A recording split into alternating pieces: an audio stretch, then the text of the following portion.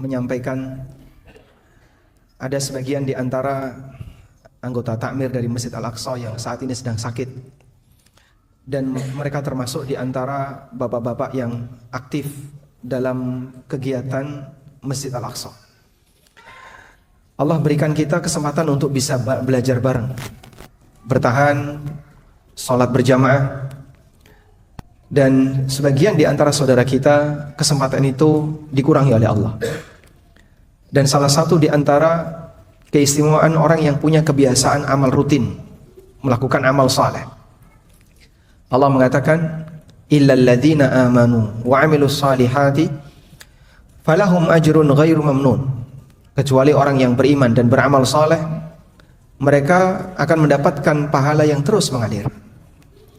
Dalam tafsir yang dikutip oleh Al-Qurtubi dari Ad-Dhahhak, beliau membawakan riwayat dari Ibnu Abbas radhiyallahu anhuma.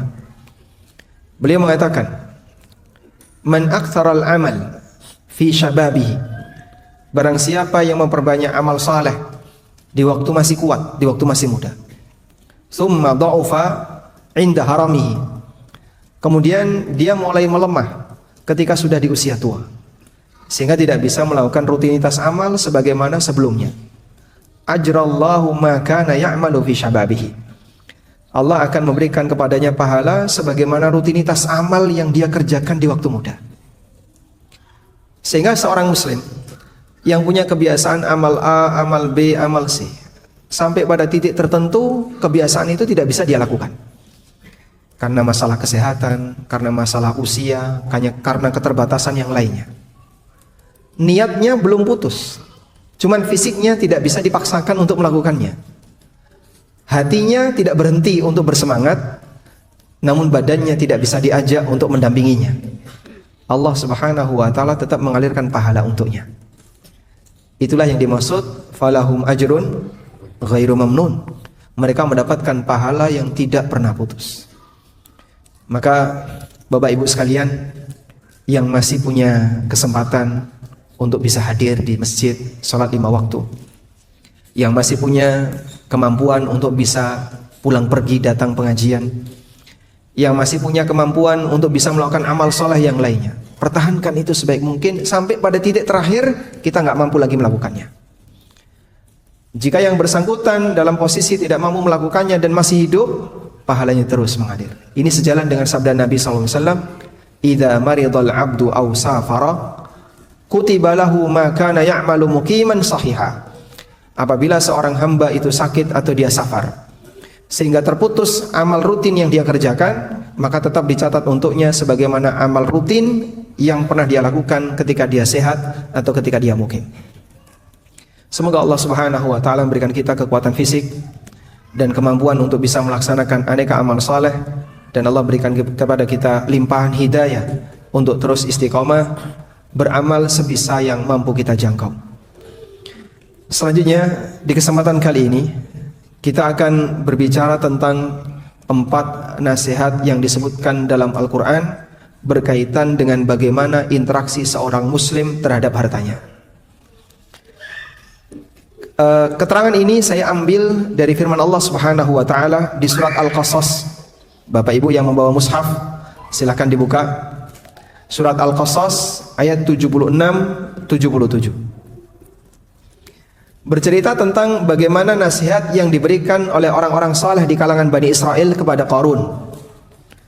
Yang Qarun ini menjadi gambaran manusia paling kaya yang hartanya ditenggelamkan oleh Allah Subhanahu wa ta'ala bersama pemiliknya.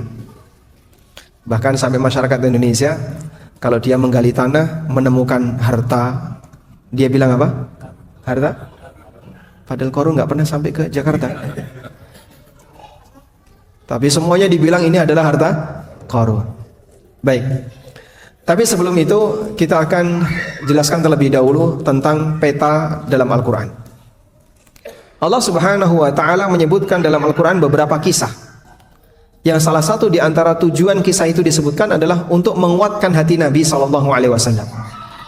Allah Ta'ala berfirman di surat Hud ayat 120, wa kullan naqussu 'alaika min amba'ir rusul ma nuthabbitu bihi fu'adak. Demikianlah cerita-cerita para rasul yang kami kisahkan kepadamu ma nuthabbitu bihi fuadak, yang itu bisa menguatkan hatimu. Jadi salah satu di antara metode yang Allah gunakan dalam menjelaskan kebenaran untuk menguatkan hati sang Nabi SAW adalah melalui cerita. Nah, Al-Quran secara umum terbagi menjadi dua. Ada yang disebut dengan al-insya dan ada yang disebut dengan al-khabar. Kita ulangi ya. Isi dari Quran bisa kita bagi menjadi dua. Al-insya dan khabar. Al-insya itu apa, Pak? Al-insya adalah penjelasan Al-Quran yang berisi perintah, larangan, dan aturan. Penjelasan al-insya inilah yang menjadi syariat agama. Sehingga di situ ada perintah untuk mengerjakan ibadah A, larangan untuk melakukan kemaksiatan B, dan aneka aturan-aturan yang ditetapkan oleh Allah, baik aturan dalam rumah tangga, aturan dalam masalah ngurusi harta, aturan dalam masalah bagi waris, dan seterusnya. Semua ini masuk dalam ranah al-insya. Yang kedua adalah al-khabar. Al-khabar artinya berita. Berita dalam Al-Quran terbagi menjadi dua. Ada berita tentang Khalik, berita tentang Allah. Dan ini banyak sekali dalam Al-Quran. Kalau misalnya saya tanya, masih pernah menghatamkan Quran belum? Belum. Bisa baca Quran? Bisa. Sebutkan teks dalam Al-Quran yang menceritakan tentang Allah. Al-Ikhlas, Qul wallahu ahad. Contoh yang lain apa, Pak? Ayat dalam Al-Quran yang menjelaskan tentang Allah. Ayatul Kursi. Contoh yang lain, Surat Al-Fatihah, Alhamdulillahi Rabbil Alamin, Ar-Rahmanir Rahim. Dan banyak sekali penjelasan dalam Al-Quran tentang Allah. Maka seorang muslim, kalau dia ditanya, coba jelaskan tentang Tuhanmu, jangan sampai kita kesulitan untuk jawab. Yang pertama kali harus kita kenali dan harus detail dalam mengenalinya adalah zat yang kita sembah, Allah Subhanahu wa Ta'ala. Terus dari mana, Pak, kita bisa mendapatkan informasi tentang Allah? Dalam Al-Quran banyak sekali. Dan bahkan secara umum, ayat maupun surat yang membahas tentang Allah memiliki keutamaan yang lebih dibandingkan ayat maupun surat yang tidak membahas tentang Allah. Seperti ayat Kursi, disebut oleh Nabi SAW sebagai a'dhamu ayatin fil Quran, ayat yang paling agung dalam Al-Quran. Contoh yang lain, surat Al-Fatihah disebut sebagai Al-Quranul Azim. Surat Al-Ikhlas dikatakan oleh Nabi SAW dalam hadis riwayat Bukhari, ta'dilu thulutsal Quran, nilainya sama dengan sepertiga Al-Quran. Dan masih banyak ayat-ayat yang lain yang menjelaskan tentang Allah. Punya nilai keistimewaan karena dia berbicara tentang Al-Khaliq, sang pencipta. Yang kedua adalah berita tentang makhluk. Berita tentang makhluk dibagi menjadi dua. Yang pertama, berita tentang makhluk yang ada di alam akhirat. Allah cerita tentang surga, Allah cerita tentang neraka, tentang bidadari, tentang makhluk yang ada di surga, dan tentang aneka makhluk yang ada di neraka. Sehingga dari situ seorang hamba akan punya keyakinan bahwa nanti akan ada kejadian-kejadian seperti ini sebagaimana yang Allah Subhanahu wa Ta'ala beritakan. Lalu yang kedua adalah berita tentang makhluk yang ada di dunia. Untuk yang kedua ini, berita tentang makhluk yang ada di dunia dibagi oleh para ulama menjadi tiga. Yang pertama, berita tentang makhluk yang akan muncul nanti setelah Al-Quran diturunkan. Seperti menyinggung tentang Ya'juj dan Ma'juj, akan adanya Dabah, akan adanya Nabi Isa yang diturunkan di akhir zaman, dan seterusnya. Al-Quran bercerita tentang itu. Yang kedua adalah berita tentang makhluk yang terjadi ketika Al-Quran diturunkan. Al-Quran menyinggung tentang keberadaan orang munafik di sekitar Madinah. Al-Quran membahas tentang bagaimana praktek para sahabat. Al-Quran menegur perbuatan yang dilakukan oleh Nabi SAW. Dan aneka kejadian yang ada di zaman wahyu itu turun dibahas oleh Al-Quran. Yang ketiga, berita yang membahas tentang umat masa silam, baik umat yang saleh maupun umat yang kafir. Umat yang saleh seperti para nabi masa silam, umat yang kafir seperti musuh-musuhnya para nabi, dan nama-nama tertentu yang disebutkan oleh Allah Subhanahu wa Ta'ala dalam Al-Quran yang menjadi musuh para nabi. Contohnya siapa? Contohnya Fir'aun. Contoh yang lain, Haman. Umat ini, orang-orang semacam ini disebutkan oleh Allah dalam Al-Quran, kisah tentang orang masa silam. Nah, semua ini mendukung kebenaran Al-Quran. Sehingga tidak mungkin Nabi Muhammad SAW bisa bercerita tentang kejadian masa silam kalau bukan karena diberi wahyu oleh Allah. Sehingga salah satu di antara bukti kenabian adalah Nabi Muhammad SAW bisa bercerita tentang kejadian masa silam, dan itu hanya murni diketahui ketika seseorang mendapatkan wahyu. Karena itu dulu ketika orang-orang Yahudi memberitahu orang-orang musyrikin yang ada di kota Mekah, coba kamu tes Muhammad dengan beberapa pertanyaan yang tidak mungkin itu bisa dijawab kecuali oleh seorang nabi. Di antara yang ditanyakan apa? Ashabul Kahfi. Di antara yang ditanyakan adalah Ashabul Kahfi. Sehingga Nabi SAW ditanya tentang seperti apa Ashabul Kahfi, dan beliau menjanjikan besok akan aku ceritakan, tanpa mengucapkan insya Allah. Sampai akhirnya keesokan harinya beliau tidak mendapatkan wahyu. Sehingga kalau beliau tidak dapat wahyu, beliau tidak bisa menceritakan kejadian masa silam. Kan itulah jamaah yang dimuliakan Allah, para ulama mengatakan dalailun nubuwah, bukti kenabian Rasulullah SAW, di antara yang paling kuat adalah beliau bisa cerita tentang hal yang gaib. Karena itulah hal yang gaib ini kenapa dirahasiakan oleh Allah dan hanya diberikan kepada para nabi dan rasul, sebab ini salah satu di antara ciri mukjizat. Ini salah satu di antara bagian dari mukjizat. Allah Subhanahu wa taala berfirman, "Alimul ghaibi fala yudhiru ala ghaibihi ahada illa man irtada mir rasulin." Dialah zat yang mengetahui hal yang gaib, dan Allah tidak pernah membocorkan hal yang gaib itu kepada siapapun illa man irtada mir rasulin, kecuali rasul yang Allah ridai. Maka kalau ada orang yang ngaku bisa mengetahui hal yang gaib, pastikan dia bukan nabi, dalam kurung dukun. Gitu ya. Artinya apa? Dia penipu. Baik. Selanjutnya kita akan menuju firman Allah Subhanahu wa taala di surat Al-Qasas ayat 76. Allah Subhanahu wa taala berfirman, "Inna Qaruna kana min qaumi Musa, fabagha 'alaihim wa atainahu minal kunuzi ma inna mafatihahu latanu bil usbah ulil quwwah idh qala lahu qaumuhu la tafrah innallaha la yuhibbul farihin." Sesungguhnya Qarun termasuk di antara kaumnya Musa. Fabagha alaihim, dan dia bertindak melampaui batas terhadap kaumnya Musa. Wa atainahu minal kunuz, dan dia diberi oleh Allah kekayaan. Al-kunuz bentuk jamak dari kata kanzun. Ma inna mafatihahu, yang jumlahnya digambarkan oleh Allah inna mafatihahu, kuncinya latanu bil usbah, itu dipikul oleh sekelompok orang ulil quwwah, yang kuat-kuat. Baik. Idz qala lahu qaumuh, ingatlah di sini Allah Subhanahu wa taala mulai menjelaskan nasihat orang soleh di kalangan Bani Israel yang disampaikan kepada Qarun, bagaimana cara yang paling ideal dalam berinteraksi dengan harta. Coba kita lihat. Idz qala lahu qaumuh, ingatlah ketika kaumnya berkata kepada Qarun, la tafrah, jangan kau merasa bangga. Innallaha la yuhibbul farihin, sesungguhnya Allah tidak menyukai orang yang bangga terhadap dunia. Nasihat berikutnya, wabtaghi fima atakallahu ad-daral akhirah wala tansa nasibaka minad dunya. Carilah negeri akhirat dari harta yang Allah berikan kepadamu, dan jangan kau lupakan jatahmu dari kehidupan dunia. Yang ketiga, wa ahsin kama ahsanallahu ilaik, berbuat baiklah kamu sebagaimana Allah telah berbuat baik kepadamu. Yang keempat, wala tabghil fasada fil ard innallaha la yuhibbul mufsidin, jangan berbuat kerusakan di muka bumi, sesungguhnya Allah tidak menyukai orang yang berbuat kerusakan di muka bumi.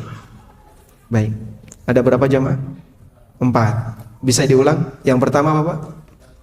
Jangan bangga dengan dunia, karena Allah tidak menyukai orang yang bangga dengan dunia. Yang kedua, manfaatkan hartamu untuk mencari negeri akhirat, dan jangan lupa jatahmu di dunia. Yang ketiga, berbuat baiklah kepada orang lain sebagaimana Allah telah berbuat baik kepadamu. Yang keempat, jangan berbuat kerusakan di muka bumi.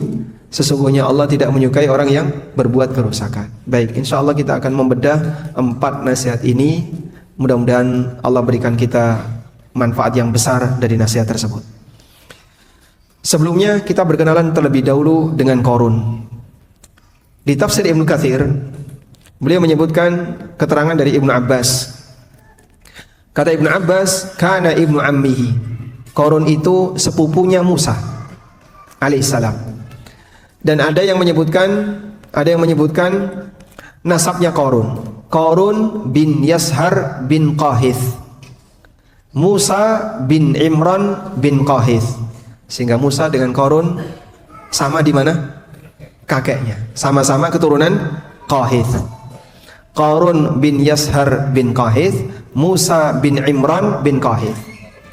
Apakah ini benar? Wallahu a'lam. Namun berita Israiliyat sekalipun itu boleh diceritakan. Nabi SAW pernah mengatakan, hadithu an bani Israel wala haraj. Silakan kalian ceritakan berita dari Bani Israel, tidak ada masalah. Namun tidak boleh dibenarkan 100% dan tidak boleh didustakan. Sebab berita Bani Israel itu ada peluang benar dan ada peluang salah. Sehingga beliau SAW mengatakan, idza ja'akumul khabar an bani Israel fala tusaddiquhu wala tukadzibuhu. Kalau kalian mendapatkan berita dari Bani Israel, jangan didustakan 100% dan jangan dibenarkan 100%. Inilah kenapa dalam beberapa tafsir yang muktabar dan dalam beberapa tafsir yang dijadikan referensi seperti tafsir Ibnu Katsir, berita Israiliyat itu ada di sana. Loh Pak, katanya kita nggak boleh membawakan berita Israiliyat. Kata siapa? Nabi SAW mengizinkan. Tapi tidak boleh dibenarkan 100% atau didustakan 100%. Baik. Sehingga sifatnya hanya sebatas menjadi bumbu cerita, tapi tidak sampai pada tingkatan diyakini. Maka disinilah kita mendapatkan pelajaran kenapa dalam tafsir-tafsir yang jadi referensi para ulama terkadang di situ ada berita Israiliyat. Selanjutnya, fabagha alaihim, sesungguhnya Qarun bagha alaihim, bertindak melampaui batas kepada mereka. Bagaimana bentuk tindakan melampaui batas yang dilakukan oleh Qarun? Sebagian riwayat menyebutkan Qarun ini julukannya adalah Al-Munawwar. Al-Munawwar artinya orang yang diberi cahaya. Karena dia salah satu di antara Bani Israel yang pandai membaca Taurat. Sehingga dengan pengaruh cahaya dari Taurat, Qarun bisa mendapatkan cahaya tersebut. Maka dia disebut dengan Al-Munawwar. Walakin nafaqa kama nafaqa Samiri. Tapi Qarun menyimpan kemunafikan sebagaimana kemunafikan yang dialami oleh As-Samiri. Sehingga pengalaman yang terjadi pada dakwahnya Musa itu berulang terjadi pula pada dakwahnya Nabi Muhammad SAW. Di tengah Musa ada Bani Israel yang Muslim, ada Bani Israel yang kafir, dan ada Bani Israel yang munafik. Di antara Bani Israel yang munafik, Qarun dan As-Samiri. Dia kenal dengan Taurat, dia tahu isi Taurat, tapi dia menyesatkan Bani Israel dari dalam. Dan Anda bisa lihat ya, pada waktu Bani Israel mereka dijajah oleh Fir'aun selama bertahun-tahun. Berapa tahun itu Pak? Mulai dari bayinya Musa, bahkan sebelum bayinya Musa sampai Musa dewasa, berarti mungkin puluhan tahun. Akidah mereka tidak geser. Bani Israel ketika dijajah oleh Fir'aun selama puluhan tahun, akidah mereka tidak geser. Tapi tatkala Musa alaihissalam pergi selama 40 hari dalam rangka untuk mendatangi panggilan Allah, Bani Israel disesatkan oleh As-Samiri hanya dalam waktu 40 hari. Sehingga berubahlah akidah mereka dan mereka menyembah patung anak sapi. Dari sini Anda bisa lihat pengaruh besar orang munafik yang dia menyimpan akidah kekufuran dalam hatinya, lalu dia ikut gabung bersama kaum muslimin, lalu memberikan pengaruh kepada kaum muslimin, menyesatkan kaum muslimin. Itu lebih berbahaya daripada pengaruhnya orang kafir yang menjajah kaum muslimin. Mungkin kerusakannya kerusakan fisik, tapi kalau sampai pada kerusakan orang munafik, akidah muslim itu berubah. As-Samiri menyesatkan Bani Israel hanya dalam waktu 40 hari. Mereka jadi kafir, jadi musyrik. Padahal pada waktu Bani Israel dijajah oleh Fir'aun bertahun-tahun, agama mereka tidak berubah. Disinilah bahayanya orang munafik. Sehingga Nabi SAW memberikan peringatan keras, inna akhwafa ma akhafu alaikum munafikun alimil lisan. Di antara yang paling aku takutkan menimpa kalian adalah keberadaan orang munafik yang pintar bicara. Dia mungkin punya panggung, tapi dia menjadi corong orang liberal, sehingga dia jadi utusannya orang Yahudi tapi tinggal di Indonesia, asli Indonesia. Mungkin dia bisa bergabung di ormas, mungkin dia bisa bergabung di masjid tertentu, tapi dia corongnya Yahudi. Orang kayak gini lebih berbahaya daripada Yahudi yang berada di tempat jauh. Karena mungkin kalau Yahudi mau memberikan pengaruh ke sini, tidak bisa. Maka yang bisa dia lakukan adalah dia gunakan orang-orang yang bisa menjadi corongnya di tengah kaum muslimin. Makanya kita berlindung kepada Allah Subhanahu wa taala dari fitnah yang disebarkan oleh orang munafik, terutama aneka pendangkalan akidah yang dilakukan oleh orang-orang liberal agar kaum muslimin menjadi tidak yakin dengan agamanya. Baik, kita lanjutkan. Lalu Allah menggambarkan bagaimana kekayaan yang diberikan oleh Allah kepada Qarun. Wa atainahu minal kunuz. Kami berikan kepadanya al-kunuz, yakni al-amwal, harta. Ma inna mafatihahu latanu bil usbah. Yang kuncinya itu hanya bisa dipikul oleh sekelompok orang. Likathratiha, bukan karena ukuran kuncinya yang gede, tapi karena jumlah kuncinya yang banyak. Jadi kunci perbendaharaan Qarun, kenapa kok harus dipikul oleh banyak orang? Bukan karena ukurannya yang besar ya, tapi karena apa? Karena jumlahnya yang banyak. Disebutkan dalam sebuah riwayat dari Al-A'mash, seorang ulama tabi'in, dari Khaythamah, kuncinya Qarun awalnya terbuat dari besi. Karena keberatan saking banyaknya, kemudian dia ganti kuncinya terbuat dari kulit sapi. Dan itu pun jumlahnya karena sangat banyak, hanya bisa dipikul oleh beberapa orang. Kullu miftahin ala khizanatin ala hidatihi. Setiap kunci ini dipakai untuk membuka satu peti yang menjadi tempat penyimpanan dia untuk harta yang dia miliki. Fa idza rakiba hamalat ala sittina baglan. Kalau Qarun keluar dari rumah, kuncinya itu dibawa dengan dia menggunakan 60 ekor bigol. 60 ekor bigol. Bigol itu apa? Peranakan antara kuda dengan keledai. Ya kurang lebih seperti keledai. Sampai 60 ekor, saking banyaknya. Sehingga digambarkan oleh Allah, la tanu'u bil usbah ulil quwwah. Hanya bisa dipikul oleh sekelompok orang yang punya kekuatan. Intinya dia kaya raya. Ya. Selanjutnya, Allah Subhanahu wa taala menyebutkan tentang nasihat yang diberikan oleh orang saleh Bani Israel kepada Qarun. Idz qala lahu qaumuh la tafrah. Ingatlah ketika kaumnya memberikan nasihat kepada Qarun, la tafrah, jangan kau bangga dengan dunia. Innallaha la yuhibbul farihin. Sesungguhnya Allah tidak menyukai orang yang bangga dengan dunia. Baik. Kebanggaan terhadap dunia termasuk di antara kebanggaan yang dicela oleh Al-Qur'an. Bagaimana Pak bentuk bangga terhadap dunia itu Pak? Dia merasa dengan memiliki dunia hidupnya lebih terjamin, dan dia pamerkan dunia itu di hadapan orang lain. Ya mungkin bahasa kita seperti orang yang suka flexing, atau orang yang suka nge-share sesuatu yang dia rasakan itu adalah sebagai sebuah nikmat yang dia miliki. Coba naik apa, orang sebelum naik dia selfie dulu. Kendaraan apa? Pesawat. Kalau dia naik angkot selfie nggak Pak? Kenapa nggak selfie? Kurang membanggakan. Ketika orang naik pesawat, selfie dulu. Dia selfie background Garuda, padahal mau naik Lion. Ada masalah apa sehingga orang kalau naik pesawat harus selfie? Dia anggap ini adalah kendaraan yang punya prestis, sehingga dia selfie. Dia share di grup, dia taruh di media sosial dan seterusnya biar banyak orang melihat. Baik. Makanan apa sebelum dikonsumsi difoto dulu?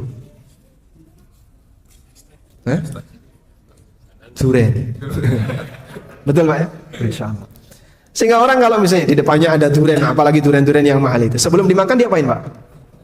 Ya, selfie dulu Pak. Diangkat duriannya, difoto dulu. Kemudian dia sebarkan di grup WA. Silakan kau nikmati gambarnya, aku nikmati rasanya. Bukankah itu contoh bangga terhadap dunia? Bisa jadi. Demikian pula ketika orang itu berada di luar negeri, dia akan berusaha untuk mencari identitas di negeri itu. Sampai di Jepang, dia mau foto, cari-cari tulisan Jepang. Nah, ketemu tulisan Jepang, selfie dia. Nggak tahu artinya apa, ternyata tempat sampah. Tapi bagi dia itu sebuah prestis, sehingga dia akan foto tempat itu, dia selfie dengan background tempat itu untuk sebuah kebanggaan. Sehingga bisa jadi kita ini termasuk di antara pelakunya, Pak. Kalau kita membaca ayat Al-Quran, la tafrah innahu la yuhibbul farihin, jangan kau bangga dengan dunia, Allah tidak suka dengan orang yang bangga terhadap dunia. Mungkin kita termasuk salah satu pelakunya. Kita sering selfie, pamer dengan aneka kenikmatan dunia yang Allah berikan kepada kita. Orang lain belum merasakan ini, maka saya pamerkan. Orang lain tidak punya ini, saya pamerkan. Mereka belum sampai di tempat ini, saya pamerkan. Dan seterusnya. Allah nggak suka sikap seperti ini. Baik. Dan di antara contoh bentuk kebanggaan terhadap dunia, Allah sebutkan di surat Al-Humazah, wailun likulli humazatin lumazah.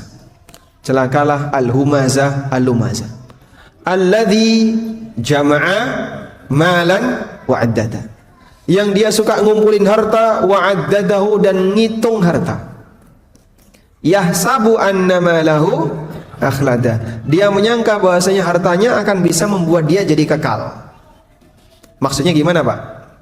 Dalam tafsir Ibnu Utsaimin rahimahullah, beliau menjelaskan makna alladzi jama'a malan wa addada, dia suka mengumpulkan harta dan suka menghitungnya. Itu beliau kasih contoh. Ada orang punya kebiasaan, hatinya merasa tenang ketika ngitung duit. Hatinya itu merasa senang ketika dia ngitung duit. Bahkan sampai pun bukan duitnya, ketika dia diminta bantu ngitung, senang. Coba kotak infak masjid kalau pas dibuka, terus para takmir ngumpul ngitung duit, senang nggak, Pak? Apa perasaan takmir yang ikut ngitung duit, Pak? Ngiler. Kalau di Jakarta nggak sampai ya. Sehingga membantu ngitung duit saja itu senang, apalagi duitnya sendiri. Kata Imam Ibnu Utsaimin, orang ini nyimpan duitnya di lemari. Sebelum tidur dia buka lemari, dia hitung duitnya, kemudian dia taruh lagi. Bangun tidur dia hitung lagi duitnya. Ketika dia mau berangkat dia hitung duitnya, saat pulang dia hitung duitnya. Dia merasa bahagia ketika ngitung duit. Dan saking takutnya duitnya ini hilang, sampai setiap saat dia ngitung duit. Tapi tafsir ini disampaikan oleh beliau di masa belum ada teknologi perbankan seperti sekarang. Kalau sekarang nggak pakai kayak gitu, Pak. Cek saldo. Sebelum tidur cek saldo. Bangun tidur cek saldo. Agak suntuk dikit cek saldo. Lihat angkanya banyak, senyum sendiri. Padahal banyak nolnya loh itu, Pak. Baik. Itu contoh bangga terhadap dunia. Orang seneng cek saldo. Padahal tidak ada mutasi yang seharusnya dia cek, tapi dia hanya sebatas cek saldo dia seneng. Bahkan kadang mampir ATM, ngapain, Pak? Cek saldo. Pak, Masya Allah. Yahsabu annama lahu akhlada, dia menyangka hartanya bisa membuat dia jadi kekal. Apa sih, Pak, maknanya hartanya bisa membuat dia jadi kekal? Ada nggak manusia di dunia ini yang tidak percaya kalau dia akan mati? Orang kafir itu percaya nggak kalau dia mati, Pak? Percaya. Bahkan orang ateis yang anti Tuhan, kalau dia ditanya, kamu nanti mati enggak? Mati, Pak. Cuman perbedaan pendapat antara kita dengan mereka, orang ateis tidak mau meyakini setelah mati ada kehidupan yang kedua. Orang mukmin diajarkan bahwa setelah mati akan ada kehidupan yang kedua. Tapi bagi orang ateis, enggak ada. Begitu orang mati ya sudah selesai. Tapi kita semuanya punya satu kata sepakat, bahwa kita pasti akan mati. Terus pertanyaannya, apa makna yahsabu annama lahu akhlada? Dia menyangka hartanya akan membuat dia jadi kekal. Jadi kekal di sini bukan artinya dia tidak akan mati. Karena siapapun manusia yakin dia pasti mati. Lalu apa makna dia menyangka hartanya bisa membuat dia jadi kekal? Dia merasa dengan banyak harta hidupnya terjamin. Sehingga orang merasa kalau kamu punya banyak harta, tenang, masa tuamu terjamin. Hidupmu terjamin. kesehatanmu terjamin, pendidikanmu terjamin, semua terjamin. Siapa yang jamin? Nggak ada yang jamin. Dia menyangka kalau hartanya bisa menjamin, padahal harta tidak bisa menjamin kebahagiaan seorang hamba. Makanya jamaah dibilangkan Allah jadikan harta ini semuanya serba terbatas untuk dinikmati. Keterbatasan yang pertama, dunia ini ketika dinikmati diberikan oleh Allah Subhanahu wa taala dalam diri seorang hamba rasa bosan. Masnya, makanan apa yang paling disukai? Apa Mas? Sate. Insyaallah. Beliau suka sate. Andaikan Bapak diberi sate setiap 1 jam sekali. Jam 6 sate, jam 7 sate, jam 8 sate, terus pokoknya setiap 1 jam Bapak dikasih sate. Kira-kira gimana Pak? Hah? Pusing, sampai pusing, Masya Allah. Sampai pusing. Jadi kita menyukai sesuatu, ternyata pada saat kita menikmati itu gak lama muncul rasa bosan. Bahkan enak misalnya, bosan dan seterusnya. Disitulah kita bisa melihat keterbatasan nikmat dunia. Allah Subhanahu wa taala jadikan pada diri seorang hamba ada rasa bosan. Yang kedua, hamba diberi batasan oleh Allah untuk menikmati dunia dengan adanya pantangan yang itu berbahaya bagi kesehatan.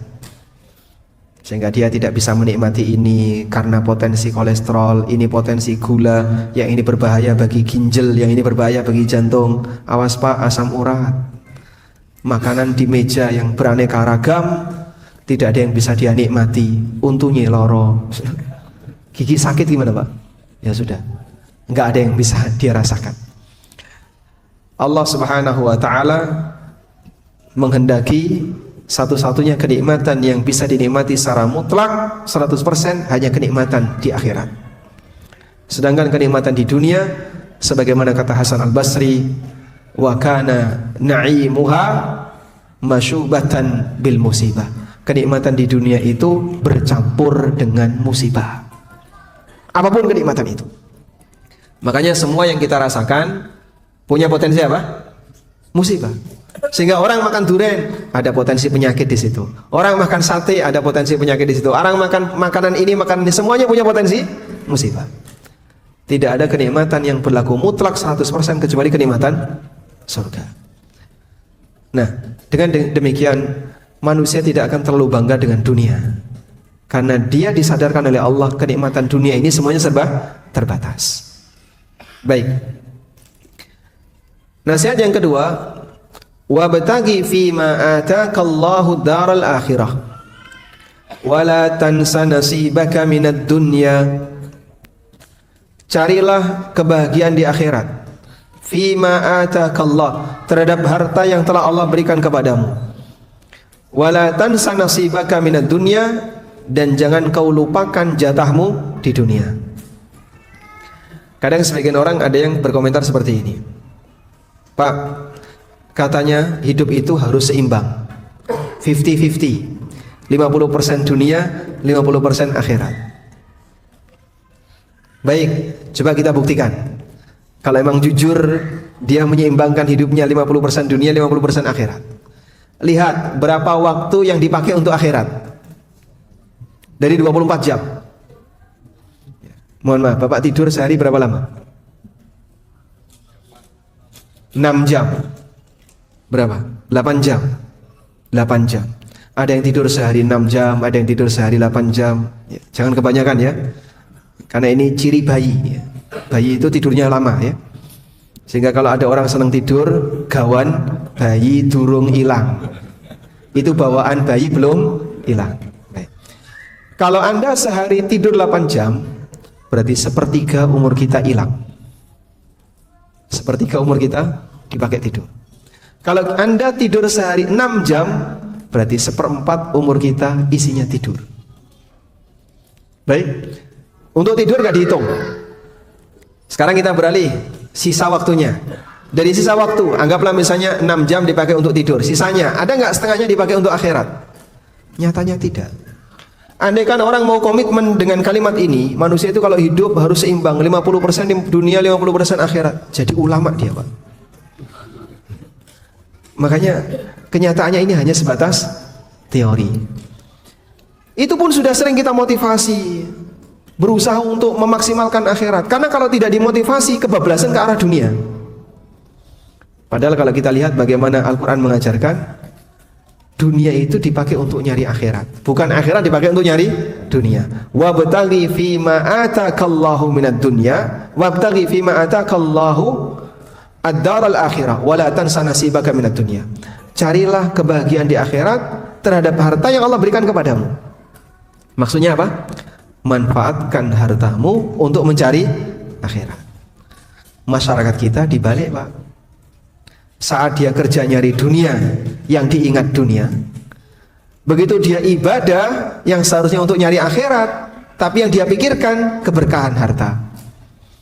Kamu harus jadi orang yang rajin puasa sunnah, biar karirmu bagus.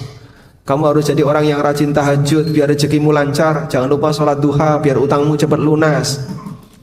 Dan aneka aktivitas ibadah yang lainnya, yang itu diarahkan untuk nyari dunia. Kalau kamu pengen sesuatu, sholawatin saja. Nah, itu termasuk. Orang ini jadi nggak seimbang. Kegiatan dia dunia untuk nyari dunia. Dia kerja murni untuk nyari dunia. Pikiran dia bagaimana dia bisa target dunia. Begitu dia ibadah, yang dicari dunia. Terus akhiratnya dikasih jatah berapa? Sehingga semua orientasi kegiatannya untuk tujuan dunia. Seharusnya dibalik, Pak. Saat Anda beramal akhirat, fokus untuk akhirat. Gimana agar kau bisa mendapatkan pahala yang besar di sisi Allah, dosa-dosamu diampuni oleh Allah, agar kau mendapatkan ridha Allah, agar kau bisa mendapatkan surga dan seterusnya. Itulah ketika orang beramal akhirat. Orientasinya apa? Fokus akhirat. Nah, saat dia sedang melakukan aktivitas dunia, yang dia pikirkan bagaimana aktivitas dunia ini bisa mendukung kegiatan akhirat. Jangan malah dibalik. Sehingga kita tidak setuju, ya. Kalau ada banyak orang yang memotivasi dirinya ketika beramal, tujuannya adalah dalam rangka untuk mendapatkan kebahagiaan dunia. Terus akhirat kamu kau kasih berapa? Jatah akhirnya dihabiskan semuanya untuk kegiatan dunia. Baik. Al-Hafidz Ibnu Katsir mengatakan, "Istamil ma wahabakallahu min hadzal mal al-jazil wan ni'mati ta'ilah."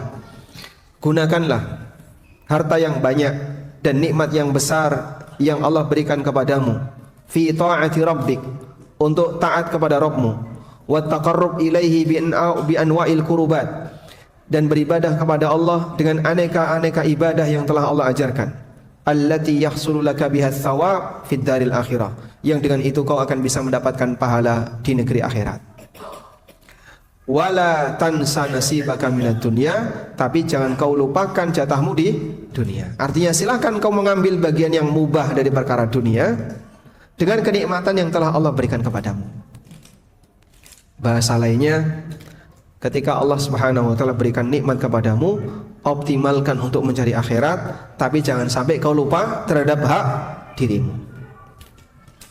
Ada sebagian orang soleh yang ketika beramal itu sampai melupakan jatah dirinya. Di antara sahabat ada yang seperti itu. Contohnya siapa, Pak? Abu Bakar. Abu Bakar As-Siddiq radhiyallahu anhu. Beliau ketika datang membawa hartanya di hadapan Rasulullah SAW, Nabi SAW tanya kepada Abu Bakar, "Wa ma taraktahu li ahlik?" Apa yang kau tinggalkan untuk keluargamu? Kata Abu Bakar, Allah dan Rasulnya.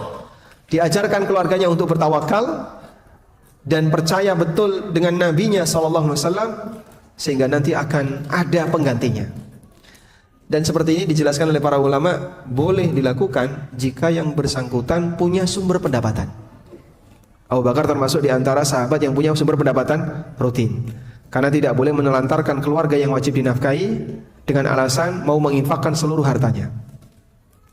Baik. Contoh yang lain adalah Abu Dzar radhiyallahu anhu. Sudah masuk waktu Isya ya. Kita akan jeda salat Isya. Baik, kita akan jeda untuk mendengarkan adzan Isya terlebih dahulu. Wassallallahu ala nabiyyina Muhammadin wa ala alihi wa sahbihi wasallam. Allahu Akbar, Allahu Akbar, Allahu Akbar. Allahu Akbar, Allahu Akbar. Asyhadu an la ilaha illallah.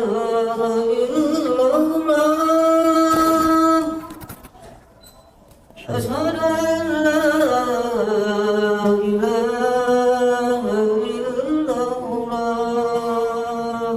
Asyhadu an la ilaha illallah.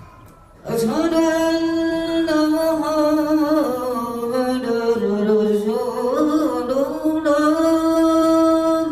Asyhadu anna Muhammadar Rasulullah. أشهد أن محمدًا رسول الله. Asyhadu anna حي على الصلاة.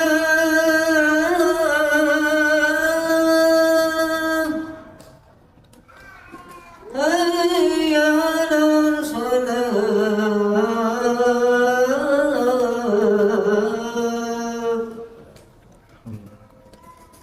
حي على الفلاح.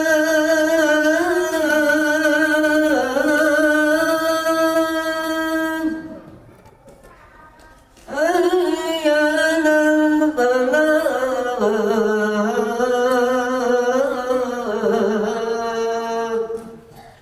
الله أكبر،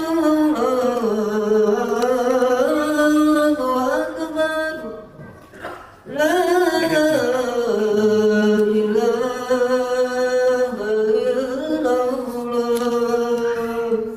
La ilaha illallah.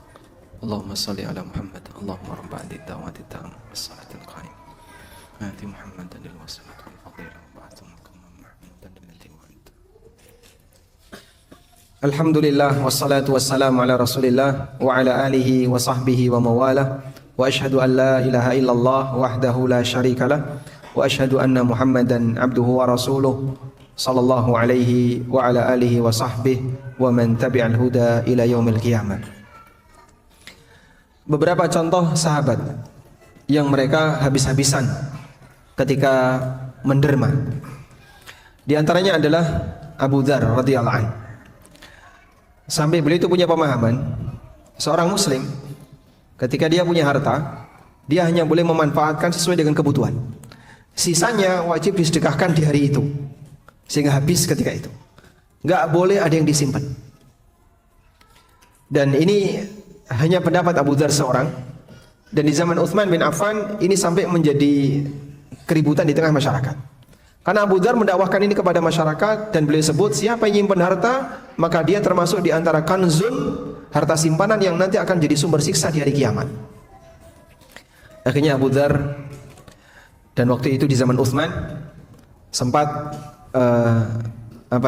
bikin masyarakat jadi ada sesuatu yang berbeda. Sampai kemudian beliau mengasingkan diri dan tinggal di sebuah daerah namanya Rabatha. Dan beliau meninggal di Rabatha. Baik. Abu Darda juga demikian. Beliau mengambil posisi di mana ingin selalu dalam keadaan tidak mampu. Sampai beliau pernah mengatakan, "Al-faqru ahabbu ilayya minal ghina, wal maradu ahabbu ilayya minas sihah." Jadi orang miskin lebih saya sukai daripada jadi orang kaya. Jadi orang yang sakit-sakitan lebih saya sukai daripada jadi orang yang sehat walafiat. Karena Abu Darda senang sabar. Beliau merasakan ketika sabar, kedekatan dengan Allah bisa lebih kuat dibandingkan ketika dia mendapatkan nikmat. Maka Abu Darda radhiyallahu anhu, beliau lebih memilih untuk hidup sederhana. Padahal sejatinya beliau mampu untuk lebih dari itu. Sampai ketika dipersaudarakan dengan Salman radhiyallahu anhu, Abu Darda mendapatkan nasihat dari Salman. Inna li nafsika 'alaika haqqan wa inna li ahlika 'alaika haqqan wa inna li rabbika 'alaika haqqan fa'ati kulli dhi haqqin haqqan. Dirimu punya hak yang harus kau penuhi. Istrimu punya hak yang harus kau penuhi. Rabbmu punya hak yang harus kau penuhi. Berikan kepada masing-masing haknya. Karena Abu Darda terlalu berlebihan, malamnya ibadah, siangnya puasa, nggak pernah absen. Sampai istrinya itu nggak pernah dandan, sehingga ketika ditemui oleh Salman, kamu kenapa? Saudaramu itu tidak punya hasrat terhadap dunia, sehingga istrinya tidak pernah disentuh sama sekali. Nah, disitulah kemudian Salman memberikan nasihat kepada Abu Darda. Dan ketika dilaporkan kepada Nabi SAW, Rasulullah SAW mengatakan, Sadaqa Salman, Salman benar. Mungkin orang seperti ini di zaman sekarang tidak ada, Pak. Ini contoh semangatnya orang masa silam untuk beribadah kepada Allah luar biasa, sampai mereka dalam urusan harta itu habis-habisan. Kalau zaman sekarang tidak kita jumpai seperti itu. Makanya nasihat yang diberikan di sini cocok untuk masyarakat di zaman sekarang. Gunakanlah hartamu untuk mencari akhirat. Berikan penekanan demikian. Karena banyak orang yang dia ketika mencari harta, mencari dunia, fokus dunia, ketika dia sedang ibadah digunakan untuk mencari dunia. Dan gerakan ini cukup banyak di masyarakat. Sehingga motivasi sedekah biar nanti hartanya makin berkah. Motivasi untuk beramal biar nanti hartanya makin banyak, dan seterusnya.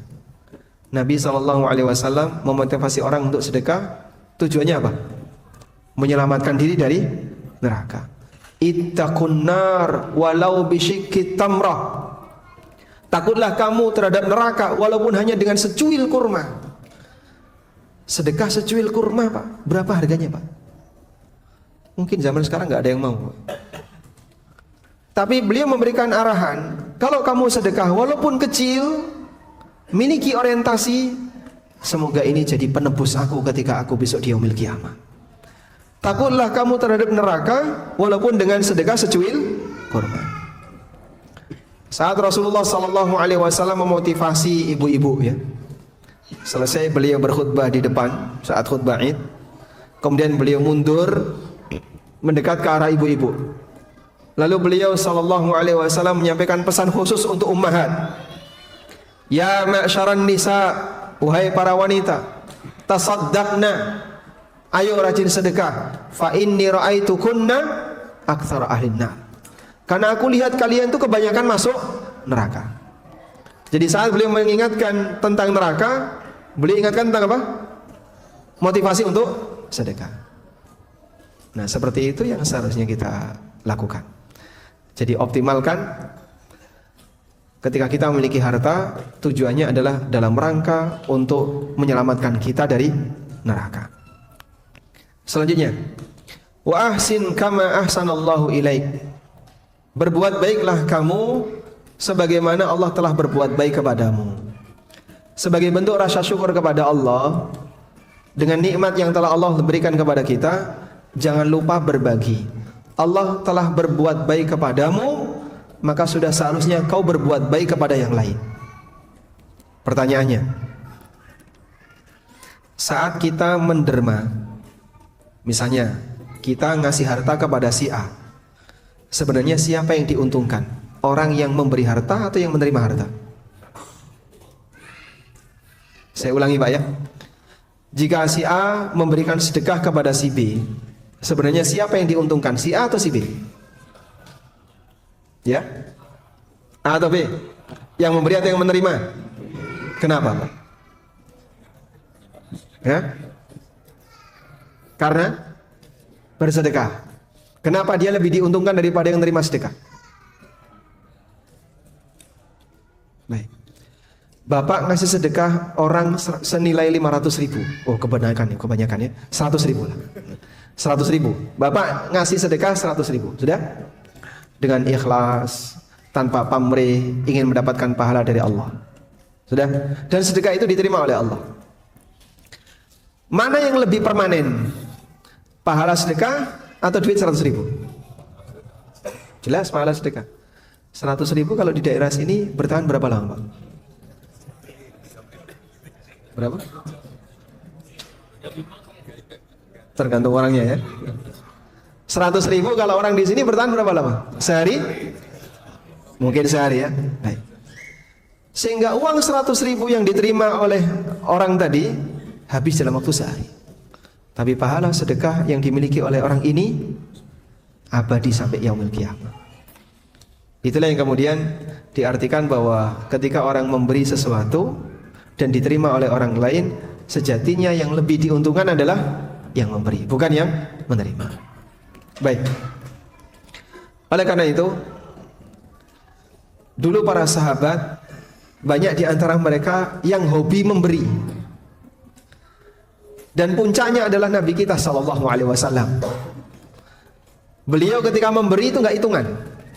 Sampai satu ketika ada kepala suku yang diberi oleh Nabi sallallahu alaihi wasallam dalam bentuk harta yang sangat banyak.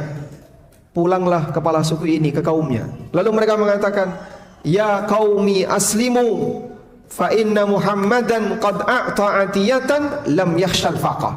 Wahai kaumku, masuklah kalian ke dalam Islam. Sesungguhnya Muhammad telah memberikan kita pemberian yang menunjukkan kalau dia enggak takut miskin. Memberi sampai pada titik enggak takut miskin. Gimana itu, Pak? Dihabiskan semuanya.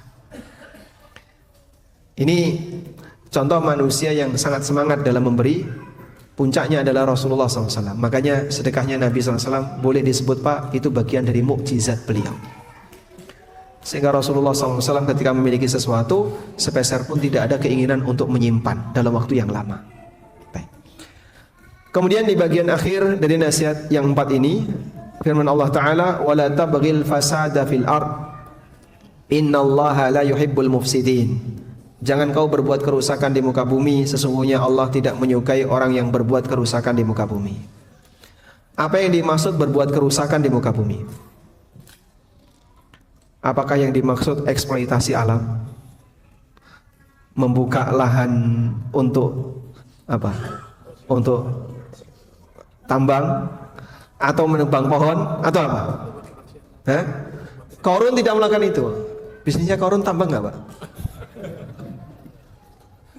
Baik, lalu apa yang dimaksud dengan berbuat kerusakan di muka bumi? Maknanya adalah berbuat maksiat. Semua tindakan maksiat itu sama dengan berbuat kerusakan di muka bumi. Ada seorang ulama tabi'in namanya Abu Bakar Ibnul Ayyash. Abu Bakar Ibnul Ayyash. Beliau pernah mengatakan, ketika menafsirkan firman Allah Subhanahu wa taala, "Wala tufsidu fil ardi ba'da islahiha." Jangan kau berbuat kerusakan di muka bumi setelah Allah memperbaikinya. Kata Abu Bakar Ibn Ayyash, "Innallaha ba'atha Muhammadan sallallahu alaihi wasallam ila ahlil ardi wa hum fi fasadin fa aslahahumullah bi ba'thi Muhammadin sallallahu alaihi wasallam. Faman da'a ila ghairi ma da'a bihi Muhammadun sallallahu alaihi wasallam fa huwa minal mufsidina fil ard." Allah mengutus Nabi Muhammad SAW kepada penduduk bumi, wahum fi fasadin, ketika mereka sedang dalam posisi puncak rusak. Sehingga masyarakat jahiliyah semua lini kehidupannya rusak. Agamanya rusak, kemanusiaan rusak, politiknya rusak, ekonominya rusak, semuanya serba rusak. Rusak dari sisi mana, Pak? Gak beraturan. Sehingga orang jahat makin jahat, orang kuat makin kuat, orang miskin makin tertindas dan seterusnya. Wanita tidak memiliki harga diri, bahkan bisa diwariskan. Sehingga ada seorang bapak mati kok punya istri yang lain, maka nanti anak dari istri pertama bisa mendapatkan warisan istri bapak yang lain. Ya, jadi orang misalnya poligami 4 istri ya. Dari istri pertama lahir anak laki-laki. Nah, kemudian si lelaki ini mati. Berarti dia bisa mewarisi 3 istri bapaknya yang lain. Wanita jadi objek warisan, Pak. Dulu ya, zaman jahiliyah. Rusak semuanya.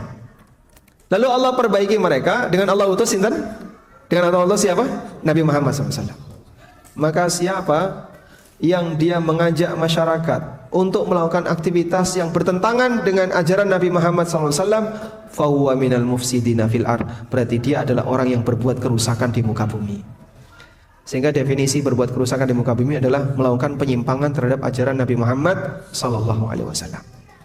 Baik, kalau eksploitasi alam termasuk nggak, Pak? Ya kalau dia melanggar aturan ya termasuk. Sehingga orang nebang pohon termasuk nggak Pak? Ya kalau dia melanggar aturan termasuk. Tapi kalau tidak melanggar aturan, kemudian itu sesuai dengan kebutuhan, hukumnya diperbolehkan. Tidak masuk bagian dari kategori merusak alam. Ilustrasi sederhananya kayak gini Pak.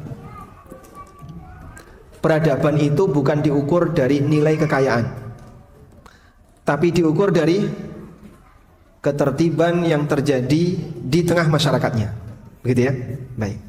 Coba Bapak bayangkan, ada sebuah rumah kaya, banyak harta, tapi penduduk rumah ini sering berantem. Suami istri berantem, bapak dengan anak berantem, anak dengan ibu berantem.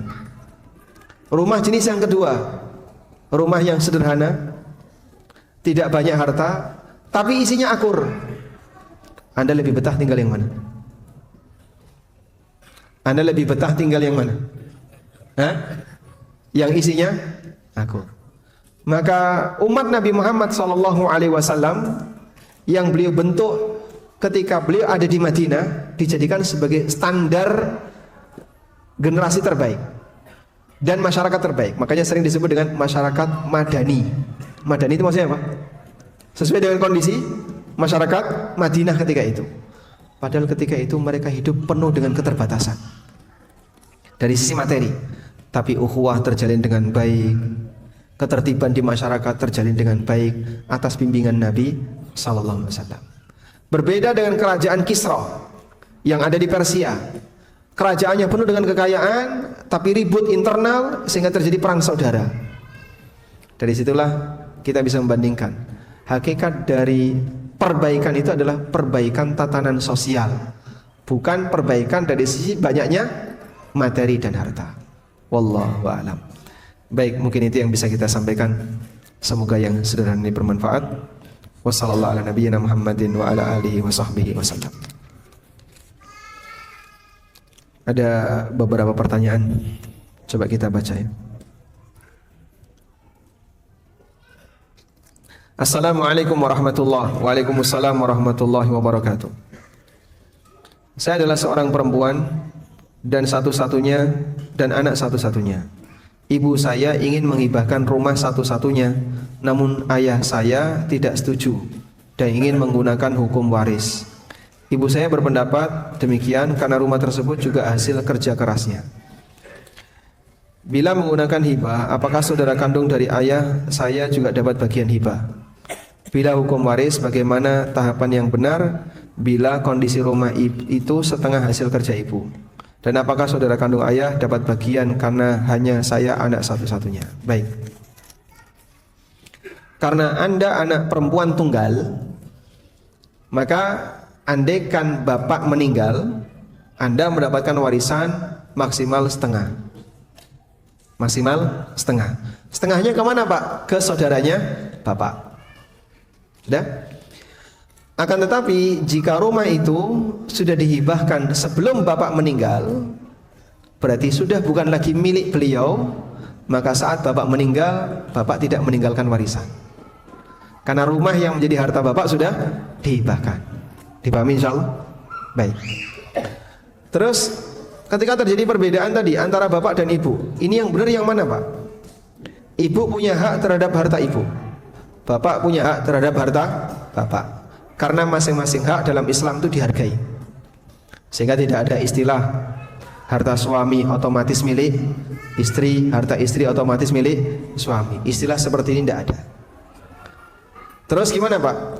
Andai kan salah satu meninggal dan belum dihibahkan, maka sebelum dibagi sebagai warisan harus dipisahkan dulu mana yang punya bapak, mana yang punya ibu. Sehingga misalnya bapak meninggal, berarti nanti hanya yang punya bapak yang diwariskan.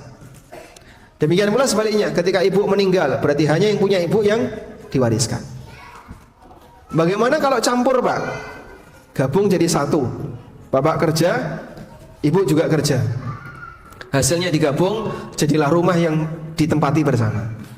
Baik, rumah ini kan punya nilai, sehingga mungkin Anda bisa minta data dengan tegas dari ibu dan bapak, kontribusi masing-masing berapa.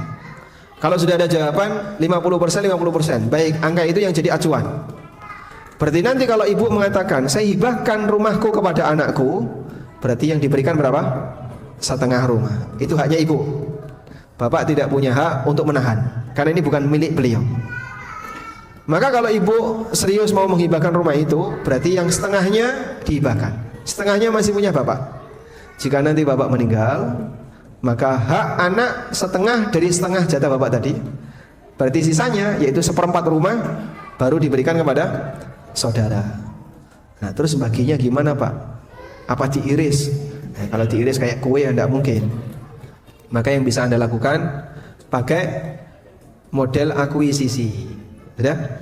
Jatah saudaranya bapak bisa nggak saya beli? Misalnya Anda menghadirkan tim appraisal, lalu dihargai rumah ini di angka 1 M. Berarti punya bapak berapa? 500. Diwariskan 250. Anda bayari ke saudara tadi, boleh nggak 1/4-nya saya bayari? Dengan cara demikian, rumah itu selanjutnya 100% jadi milik anak perempuan ini. Wallahu a'lam.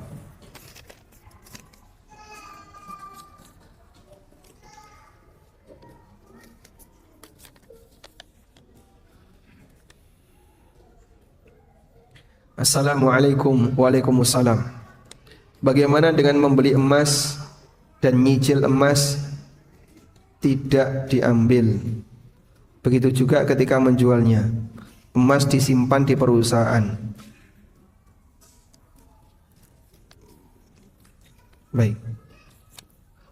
Kalau yang dimaksud orang membeli emas di tempat A misalnya, dan itu ada di jauh, dia tidak datang ke sana, cuman transfer saja. Misal ya, si A punya 10 gram, ditawarkan, ini ada emas 10 gram, harganya 20 juta. Baik, saya beli ya, transfer 20 juta. Sudah? Lalu emas 10 gram tadi disimpan di tempat A, tidak diterima oleh si pembeli ini, disimpan di tempat A. Nah, pas ada kenaikan harga emas, terus A diminta, tolong dong jualkan emas 10 gram tadi ke orang lain. Laku 22 juta. Dia dapat transfer 22 juta. Untung berapa? 2 juta. Boleh nggak Pak seperti ini? Ya. Skema ini menunjukkan bahwa di situ tidak ada takobut, tidak ada serah terima emas. Padahal di antara syarat jual beli emas wajib dilakukan yadan biyadin, dari tangan ke tangan. Uangnya disetorkan, emasnya diterima. Maka kalau Anda mau seperti ini, berarti Anda datang ke sana. Wah, jauh ya Pak, orangnya di Surabaya. Ya kalau begitu Anda tunjuk wakil Anda untuk ngambil ke tempatnya si A. Anda tidak harus datang ke Surabaya. Anda mungkin cari siapa yang bisa menjadi wakil Anda di Surabaya. Dia datang ke tempatnya A, sudah transfer dari Jakarta, langsung emasnya diterima oleh wakil Anda. Nah, setelah itu boleh dititipkan kembali kepada si A. Kalau demikian yang dilakukan tidak masalah, karena emasnya sudah dilakukan yadan biyadin. Wallahu a'lam.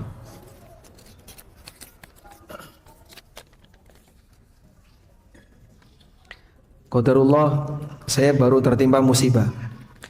Saya ingin membelikan hadiah untuk adik saya senilai 500.000. Tapi seller ternyata penipu dan tidak mengirim hadiah tersebut. Apakah sudah termasuk mensedekahkan harta saya? Pertama, Anda sudah punya niat, dan niat itu sudah Anda upayakan. Bahkan Anda sudah membelikannya. Cuman Anda ditipu oleh penjual sehingga barang tidak dikirim. Baik, insya Allah sudah jadi amal walaupun gagal. Nabi SAW berangkat untuk umrah dan beliau ditahan, tidak boleh masuk kota Mekah. Akhirnya tahallul di mana? Di Hudaybiyah. Sampai di Hudaybiyah tahallul, padahal belum nyentuh Ka'bah sama sekali. Terus pulang. Tahun depan baru diizinkan. Tapi karena sudah ada aktivitas dan usaha, maka sudah terhitung sebagai amal. Sehingga Anda mendapatkan kebaikan 2 kali. Satu, Anda sudah beramal dengan membelikan barang itu. Yang kedua, Anda dizalimi. Sehingga posisi yang kedua ini tidak ada yang hilang. Kalaupun di dunia Anda tidak bisa mengambil barang itu, Anda bisa nagih besok di akhirat. Tidak ada yang hilang. Maka siapapun yang kehilangan harta, baik dengan cara ditipu orang, atau dengan diambil sepaksa oleh orang, atau didolimi oleh orang, sejatinya tidak ada yang hilang. Karena apa yang kita lepaskan itu atau yang hilang dari diri kita, kalaupun tidak bisa diambil di dunia, bisa diambil di akhirat. Wallahu a'lam. Assalamualaikum warahmatullahi wabarakatuh. Waalaikumsalam warahmatullahi wabarakatuh. Bagaimana cara mengurangi rasa jumawa, sombong akan diri sendiri? Lihatlah kelemahan diri kita dan aneka kekurangan yang terjadi pada diri kita. Sehingga dengan melihat itu, maka kita tidak akan merasa lebih baik daripada yang lain. Anda bisa mengambil pelajaran dari iblis. Kok pelajaran dari iblis? Ada apa pelajaran dari iblis? Kenapa iblis itu sombong? Kenapa iblis sombong? Dia merasa lebih baik. Dia merasa lebih baik daripada Adam, sehingga saat ditanya oleh Allah, "Ma mana'aka an tasjuda id amartu?" Apa yang membuat kamu tidak mau sujud ketika aku perintahkan? Iblis mengatakan, "Qala ana khairum minhu." Aku lebih baik daripada Adam. "Khalaqtani min narin wa khalaqtahu min tin." Kau ciptakan aku dari api, sedangkan kau ciptakan dia dari tanah. Begitu iblis merasa sombong, diusir oleh Allah dari surga. "Fama yakunu laka an tatakabbaru fiha fakhruj." Kau enggak boleh sombong di surga, keluar kau dari surga. Jadi yang sudah berada di dalam surga, ketika sombong disuruh keluar. Sebab sombong tidak boleh masuk surga. Nabi SAW mengatakan, "La yadkhulul jannah man kana fi qalbihi mithqalu dzarratin min kibrin." Enggak akan masuk surga orang yang dalam hatinya menyimpan sifat sombong walaupun seberat dzarrah. Karena sombong enggak boleh masuk surga. Sehingga yang sudah berada di dalam, ketika dia sombong disuruh keluar. Itulah iblis. Sehingga kalau orang masih menyimpan perasaan sombong, hati-hati, ini nanti bisa menjadi penyebab kau enggak boleh masuk surga. Allah Subhanahu wa taala mengatakan, "Tilkad darul akhirah naj'aluha lil ladzina la yuriduna uluwan fil ardi wala fasada." Itulah kebahagiaan di akhirat. Kami berikan kepada orang yang tidak punya keinginan uluwan fil ardi, merasa lebih tinggi di bumi, maksudnya sombong. Wala fasada, dan tidak punya keinginan untuk berbuat kerusakan di muka bumi, tidak punya potensi untuk ingin maksiat. Itu diberikan oleh Allah kebahagiaan di akhirat. Jadi yang pertama, Anda sadari semua kekurangan yang Anda miliki. Bahkan sampai pun setelah Anda berbuat taat, kenapa kita disyariatkan setelah ibadah istighfar? Tujuannya apa? Biar tidak ujub, karena tidak ada yang bisa menjamin ibadahmu diterima. Yang kedua, sadari bahwasanya orang yang sombong tidak akan masuk surga. Sehingga orang yang sombong, kesombongannya akan menjadi penghalang dia untuk bisa masuk surga. Wallahu a'lam. Insyaallah.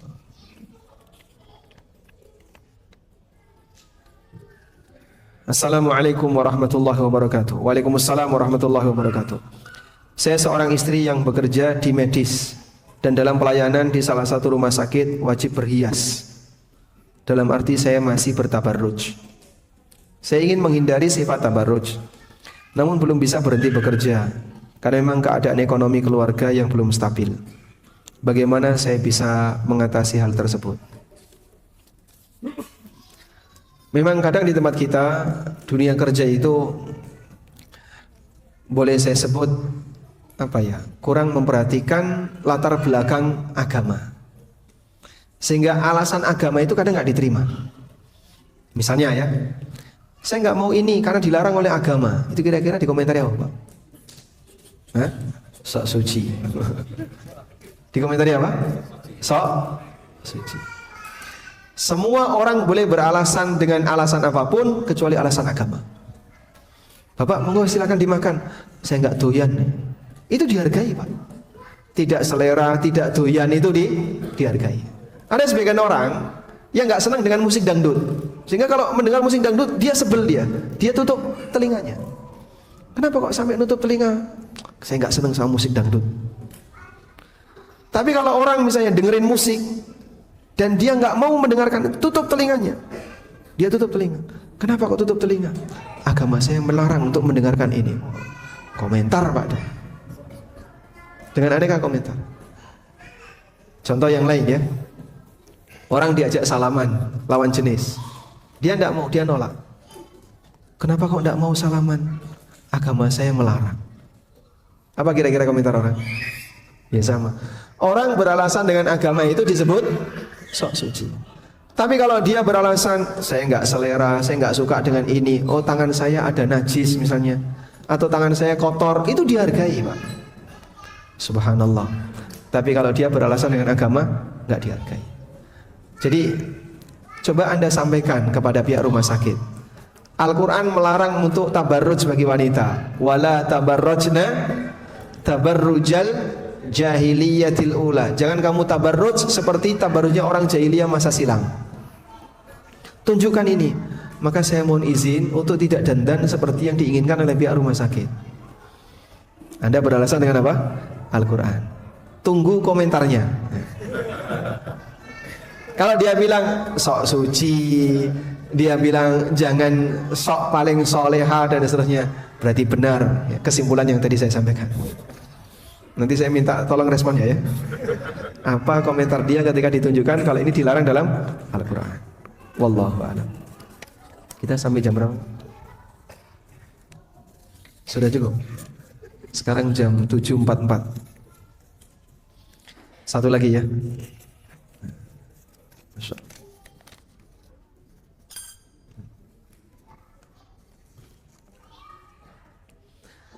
Assalamualaikum warahmatullahi wabarakatuh. Waalaikumsalam warahmatullahi wabarakatuh. Bagaimana cara memberikan fee atas transaksi jual beli rumah?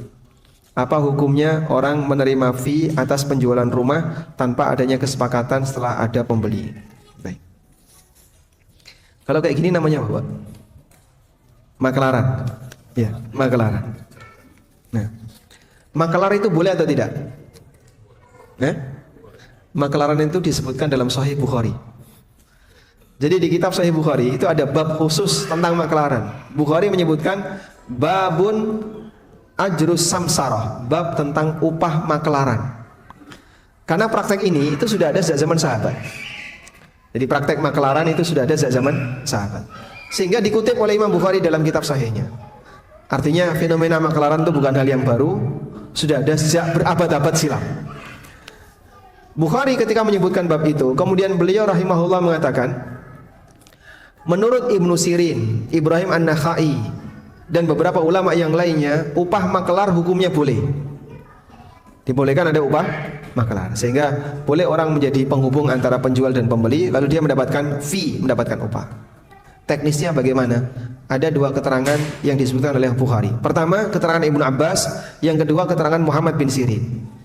Pertama, keterangan Ibnu Abbas. Ibnu Abbas mengatakan begini, la ba'sa ayyakula bi hadza famazada ala kadza wa kadza fa huwa laka. Boleh seseorang mengatakan, tolong jualkan barang ini.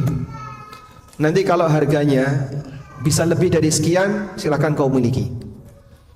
Itu artinya pemilik tidak menetapkan harga jual, pemilik hanya menetapkan harga yang dia terima.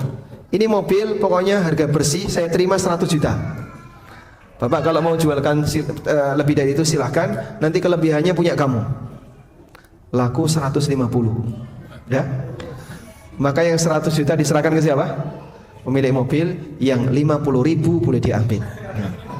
Laku 100 juta, 50.000. Ini menurut Ibnu Abbas. Yang kedua, menurut Muhammad bin Sirin, beliau mengatakan, idza qala bi hadza bi kadza. Kalau seseorang mengatakan, tolong jualkan tanah ini dengan harga per meter 5 juta. Famakana min ribhin fawalaka. Nanti kalau untung kita bagi dua atau silakan kau ambil. Hukumnya boleh. Nah, menurut Ibnu Sirin, maklaran boleh ditetapkan harga konsumen. Pak, ini harga konsumennya 100.000 ya Pak. Jangan Bapak lebihkan, nanti Bapak saya kasih 30%. Boleh? Silakan. Nah, kalau dia mau menaikkan harga, wajib minta izin. Kalau dia tidak minta izin, pelanggaran. Karena ini bukan barang dia, sehingga dia tidak boleh menaikkan harga kecuali atas izin pemiliknya. Bagaimana kalau tidak ada kesepakatan? Kalau tidak ada kesepakatan, kok ternyata deal, maka upahnya disesuaikan dengan urf yang berlaku di masyarakat. Disesuaikan dengan budaya dan kebiasaan yang berlaku di masyarakat. Biasanya berapa? Oh, biasanya kalau di sini Pak 2%, ya silakan kasih 2%. Atau dengan kesepakatan antara mereka setelah transaksi terjadi. Wallahu a'lam. Walhamdulillahirabbil alamin. Baik, kita kasih hadiah. Manasik umroh. Ada yang mau umroh dalam waktu dekat? Zikir pagi petang. Ini yang dekat-dekat saja. Silakan dibagi, Mas. Bagikan siapa yang di sekitar. Cara mudah membagi waris. Ini bukan buku saya ya. Ini buku Ustadz Helmi Khalid Syammah. Di antara bapak-bapak yang tidak kebagian warisan, katanya. Yang nggak dapat warisan. Orang tuanya sudah meninggal, nggak dapat warisan. Nggak dapat warisan, Pak? Nggak dapat warisan. Semoga jadi penggantinya, Pak. Nggak dapat warisan.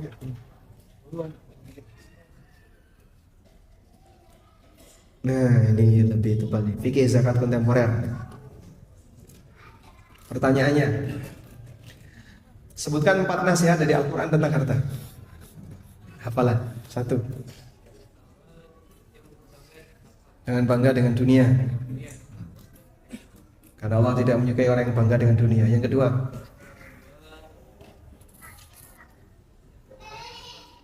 hafalan kan? Dan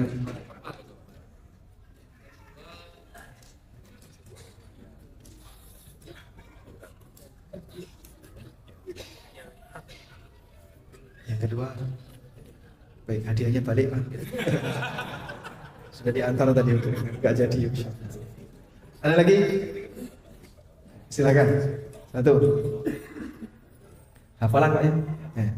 1. Jangan bangga dunia. Yang kedua,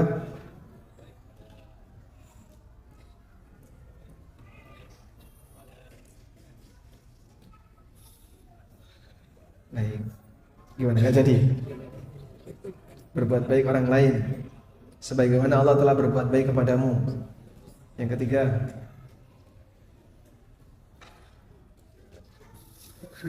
nggak jadi.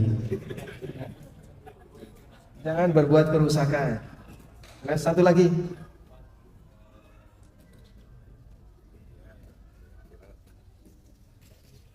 Gimana? Nggak jadi?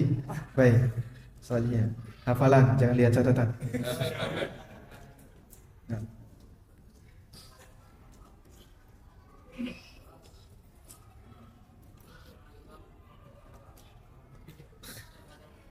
Jangan bangga dunia.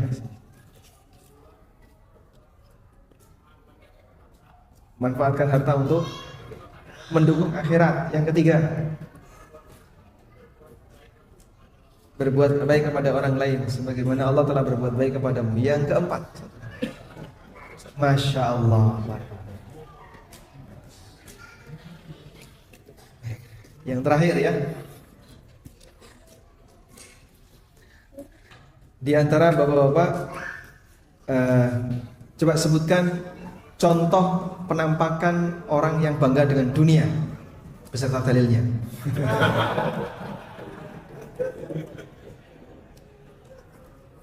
Contohnya, nah, gimana? Selfie yang ada dalilnya. Boleh lihat? Ya, boleh lihat. Al-Humaza, gimana bentuknya itu?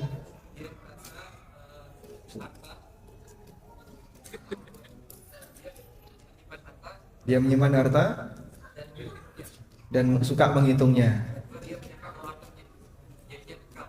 Dia menyangka hartanya bisa membuat dia kekal. Baik. Cukup insyaallah. Barakallahu fikum.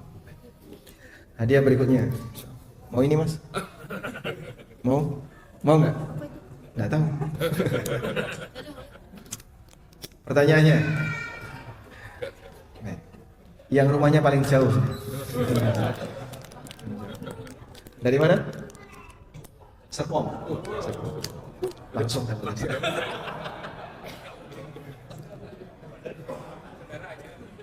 Oh, ada saudaranya sih.